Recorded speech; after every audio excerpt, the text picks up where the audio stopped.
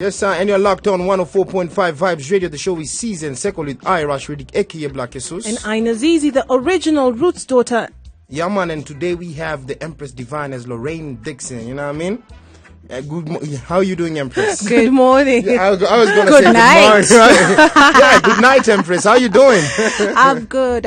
Greetings. Greetings. And you know, you see, I know you are a business and environmental specialist. Of the Kenya Organization of Environmental Education. That's right. Yes, sir. Could you tell us a little more about it and what it entails and what actually KOEE does? Sure. So KOEE is an NGO. And we are 21 years old this year. Wow, amazing. Yeah. And we work with schools, communities and businesses to teach them about looking after the environment, but also making money while they're doing it. Yeah. And that's where I come in. Yeah. Okay. Because there's no point telling people don't cut down a tree and you're not giving them an option. Yes. True. Yeah. That's very true. That's what we do. So we run 3 main programs. Eco Schools, which is where we focus on schools, and we link up with communities, and we do all sorts of projects with them. So it's great to get to the youth, and they're very, very creative. Yeah. And then we work with businesses, and specifically with the tourism industry. And that's through a program called Green Key. Okay. Yeah, because tourism is huge in Kenya. Yes. Yeah. So it only makes sense that we're making sure that we're doing it right. Yeah. All right. Yeah, man. Thanks so much for joining us. And, we're having you on the show to celebrate you as a person and what you're doing for the environment. And, of course, as an environmentalist, I wanted to find out how we can deal with the issues of floods, and people are dying due to landslides, large water masses caused by floods, and that we're currently experiencing a lot of rain, yeah? And personally, me and Riddick, when we're going home, and I'm sure a lot of other Kenyans are, going through big amounts of water. Yeah. And one of the main things we keep asking ourselves is, first of all, we have countries like China who are harnessing water. They have an underground storage in their whole city for all this water, you know. And for us, what we have is sewage systems that don't work, drainage, like water is just all over the place. So what do you think is the number one thing we need to do as Kenyans, to make sure that we are not being like washed away, landslides, mudslides, how we can actually use this water to be productive? Good point. And I know the last couple of weeks have been really difficult for a lot of people. Yeah. And it boils down to 3 things. Okay. First one is the people that are supposed to be looking after the drainage, the sewage, the roads, the storage, our leaders. Our leaders. And yes, that's what we were talking about today on a Roots Rhyme and Reason from a lyric from Ginger, saying that most of the leaders are just fake, wakono ugonjwa flani of making promises and never delivering once they're in power. And so, as you said, so that is one of the things it boils down to, the leaders. What are the other 2 things? The other thing is compliance, because we have laws. We have the best strategies in Kenya. We're very good at developing policies, but they just never get implemented. And so we need the people who are supposed to be making sure that that building that has been built on a riverbed, those walls, that supermarket, which is coming up that way it's not supposed to be. Does not happen. Okay. Yeah. And we saw that, recently happening where they were trying to remove buildings near the rivers. But what I was saying to Riddick earlier was right now, it may come mvua, and then it's like, where's the effect of all those buildings ilivunjwa so that the river can flow? I'm still seeing the same amount of water on the road. Kabisa. Yeah. And it's because not all of the buildings that were supposed to have gone down went down. Number 1. And number 2, drainage ya barabara si poa. True. Tuseme tu kweli. Okay. There are roads for sure when it rains they're gonna flood. If you have a small car, if it's not for before. Yo, you guys, by the way, you'll see joke. Let me tell you, last rainy season, because I used to live in South Sea, I got into a taxi and we're passing the mosque. The mosque is notorious, the South Sea mosque, for when it rains. In fact, I think last year somebody lost their life there on that road. And I'm telling this taxi driver, bro, me, I can swim. I'm not going to drown. I don't know about you. Do you want to get your car into this water. So this old Mzee, it wasn't Uber, it was just a normal taxi guy that old Mzee used to like to support. Yeah. He's like, tutaenda. My friend, we entered, the water started coming. It came all the way to my knees and I'm sitting in the car. And then the taxi guy even tried to charge me for the water entering the car. Apana. It's not gonna work, guys. We need to fix this. Yeah, no. And yeah, man, it's that time for Empress Divine, and we have a guest right here with us, and we are speaking about all things water management, and how to harness water and everything. If you've just joined us, you can join in the conversation on Facebook. Let us know what you think. Yes, and yeah, man, we are speaking to Lorraine Dixon, and I personally wanted to know, the fact that we have a lot of floods and we get warnings, we're always warned there's going to be floods, there's going to be a lot of rain in this area, and there's never any disaster management plans that are put up, right? It seems like we can never handle things. Lorraine, how come we cannot manage this? As much as the leaders are supposed to be the ones starting the process or actually maintaining the sewers and everything, what can we do, as a people, as a nation, to make sure, because we're the most affected when it comes. Leaders are in their houses where they don't even see the floods, or they can be taken home by choppers. And then us, we are being driven in cars, boats, Yeah, man, definitely. Absolutely. It's everyone's responsibility to do something about it, because at the end of the day, kama kitu inakuuma lazima utaishughulikia. So one of the things that we push for as an organization is building the capacity of communities to deal with their own problems, their own challenges, and push it to a point where the leaders have to listen because they've already done so much. So as far as the floods are concerned, we can complain and say that the county government has not put the right infrastructure in place and they've not put enough money there. But there are things that we can do as communities, even as individuals. Something like rainwater harvesting. You can do that at a household level. And it doesn't have to be an expensive thing. You can get the materials for cheap. Actually, you can even build your own tank. Bila simiti. There are ways to do it. And those are the kind of things that we work on with people, so that you are empowering yourself to collect that and to set an example for other people in your community, so that you get water for yourself. You're reducing whatever runoff will go to cause flooding. You can save on your water bills. You can make money. There are people who have actually set up businesses, places like India, in rainwater harvesting. Building tanks and building units for communities and for buildings for people to be able to make use of this resource, because otherwise it is wasted. And I just want to borrow a very quick quote from Bob Marley as far as that is concerned. And he once said that in the abundance of water, the fool is thirsty. Yes, we are really in the abundance of water. Very true. The fools are thirsty, because honestly, we have a lot of power cuts around water Africa cuts. And we have water cuts as well. Personally, I was speaking to somebody who I work with here, and they were saying maji meja kwa road and then nyumbani hakuna maji. Like me so personally. It doesn't add up, And so, but also, is it true that it's not legal to harness water? Because I heard that if you are caught harnessing water, it is a crime. There's apparently controversial laws on it. There is, because unfortunately, we live in a country where monopoly is encouraged in certain areas, and they make it difficult for people to come up with such innovations and actually make them work, because you can imagine what the implications would be. It would be, why can't you as the government do it? If a society, small community can do it, then why can't you do it? And it all comes back to the corruption.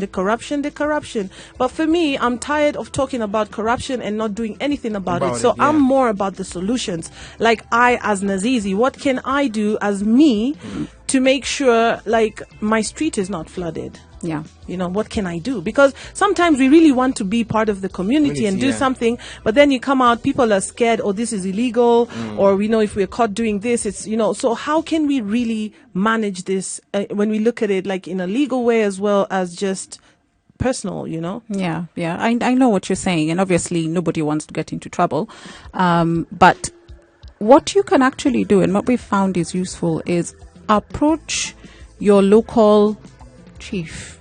Okay. Approach your, you can even approach your county governor. Yeah. Approach them at that level. Okay. The Minister for Environment, or the person that is dealing with water and sanitation in your area. Talk to them as individuals and just explain that this is a problem that we have. And the thing is, we have to pull together.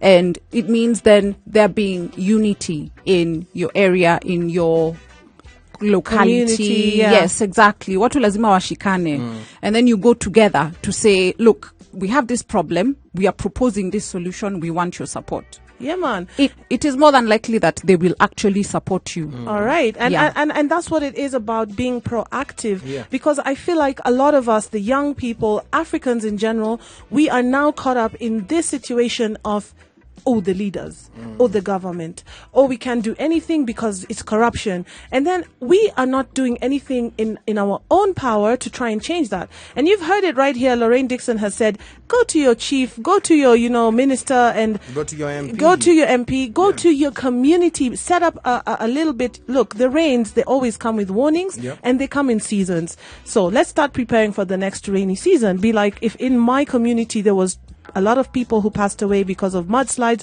because I've seen the statistics, and Riddick, you have the statistics there with you. You can tell us some of them because they're really, disturbing. Yeah, man. Like from the UN, they continue to stating that in Eastern Africa, over 2.8 million are affected by floods. Like in 29 November 2019, we had here in Kenya over 100 dead and over 18,000 displaced after recent floods and landslides.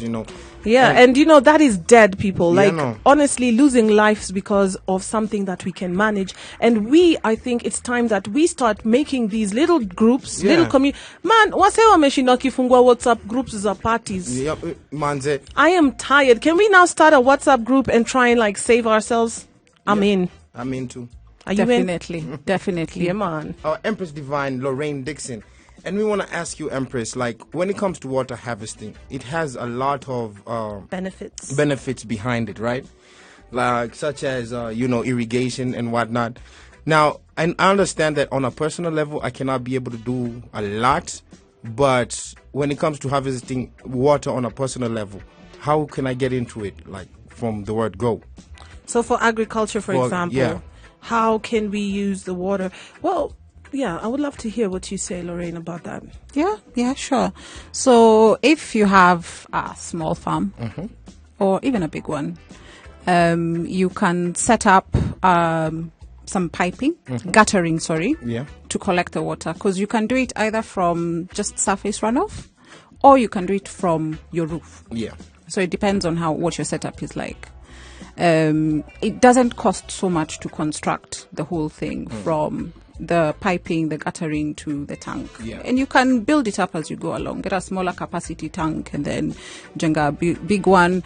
I'm working with a guy in Masai Mara who has actually constructed an underground tank.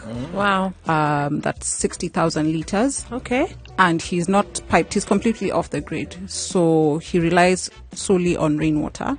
Amazing. And it is sufficient for him. Wow, that's amazing. Yeah. And of course, we were saying earlier that it's something that we really need to work on together. Yes. Basically, if you could come together. So honestly, I want to challenge everybody, Team Season Circle. If you're having a problem in your community with the mud, with the water, get a little group together and try and work out something, because if we keep saying leaders, and some of the reasons is because honestly, if we're going to wait for the leaders are chillaxing with 350 million shillings of hours that's supposed to be helping us going through. And for me, that pisses me off. But what we can do is we can challenge them and show them that we, with our own resources and our own manpower, can control the water in our society. We've done this and we've done that, especially what you guys are doing in the NGO, things like that, challenge more people to come together and try to make actually the water board. We have someone responsible for harvesting water. Yeah. But honestly, for me, I think I personally am challenged to stop these WhatsApp groups that have no mbele wala nyuma. It's just about gossip and memes and everything. Why don't you open a group about, harvesting water or taking care of any problem that you have in your society. And then later you can use it as proof that if we can deal with it, why can't you, as our MP or who's in charge of our area, why can't you do it? Yes, I. Yeah, man. And we were talking off the mic about we have a department that harvests water, right? Yes. And they have we have amazing policies, as you said. You actually had an Empress Divine telling us how Kenya has amazing policies. She was a policy maker, And I want to know, why is it usually very, very hard for them to just initiate the policies and makes them come true, to the people? A lot of what happens when it comes to policies and strategies in Kenya is the people that come up with them are not the people that are mandated to implement them. So unfortunately, they get passed on to people that are not fully capable of delivering, number one. And number two, because they're not fully capable of delivering, they're not in a position to push for the kind of resources that should be put behind those things. Because if they were, then it would be a totally different story. Yes. I'll give you an example of a project that we did in Machakos. We were working with schools and communities on climate change issues. And Machakos is dry land. So we had a number of water harvesting projects. We had some agricultural projects using indigenous species and, just trying to encourage them to deal with how the climate is at the moment, because climate change is a big issue. Yes, it is. And it got to a point where the community appreciated what they had learned, and they pushed, and they have now integrated climate change into their county plans. And it's literally just a bill waiting to be read in Parliament, waiting to pass through Parliament. So it is possible, it is doable, and it doesn't matter where you are. You can start small. We can even form WhatsApp groups for lobbying. Petitions. Why not? And make a lot of noise. And do it in a constructive way so that these guys have to listen. So it's necessary noise and not unnecessary noise. And we have been joined by Lorraine Dixon, and we've been talking about how to manage water. As Kenyans, people in Nairobi, and I think all over the place in Kenya, there's been people suffering with water, like floods, landslides, mudslides have lost a lot of people, and we're just trying to find out what can we do. And so far we have been discussing how you can make a difference as a person, as an individual. You can start something in your society, in your community, and get the support of your MP or your chief to make your society and community safer. And honestly, if we could all be ambassadors of that, I feel like we could change instead of sitting around and waiting for the government to do things that they have clearly failed to do. Yes, sir. And Empress Lorraine, I would like to ask you, what are the challenges you face in what you do? Because in everything there's challenges, right? Of course, there are. One of the major challenges is getting the right people to listen to us initially, because we can't just walk into communities and start doing these projects.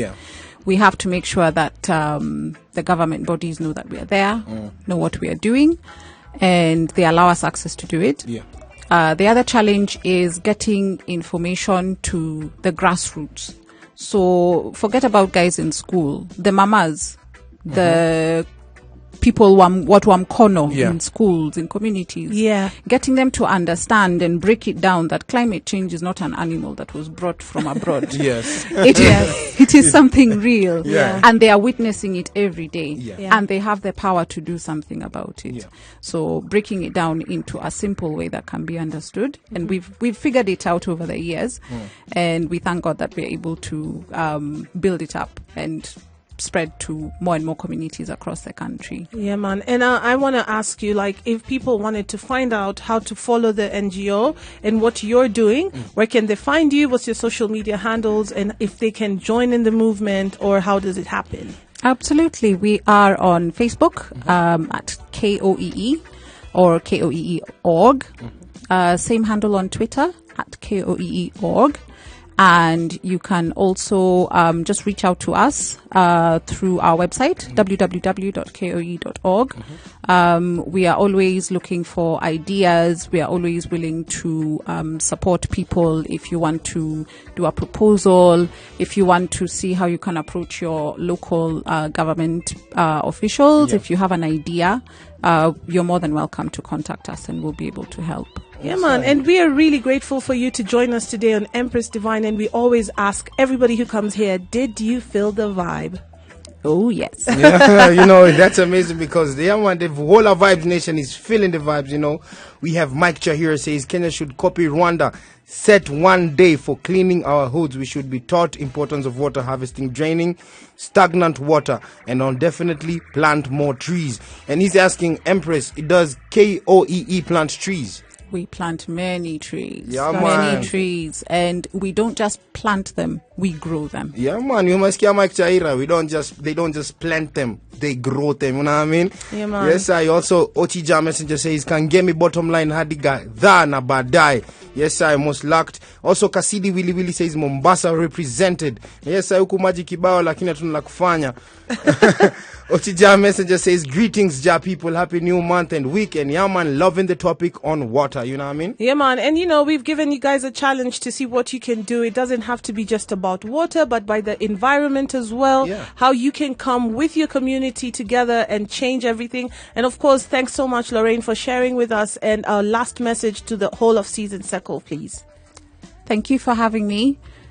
Everyone out there, especially the young people, there is business in environment. Think outside the box and reach out to people like us. We are here to support you. Yeah, man. And you heard it from the Empress Divine.